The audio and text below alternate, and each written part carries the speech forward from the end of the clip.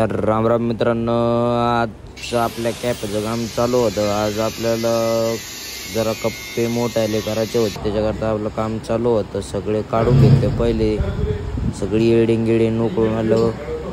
बघू शकता तुम्ही की आपले सगळे तहसमस करून टाकलं वरती.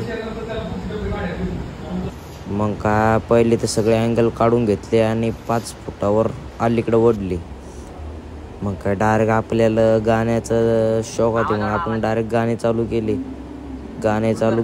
आणि मग आपण आता डायरेक्ट वरती बघूया आपलं काम किती झालं होतं.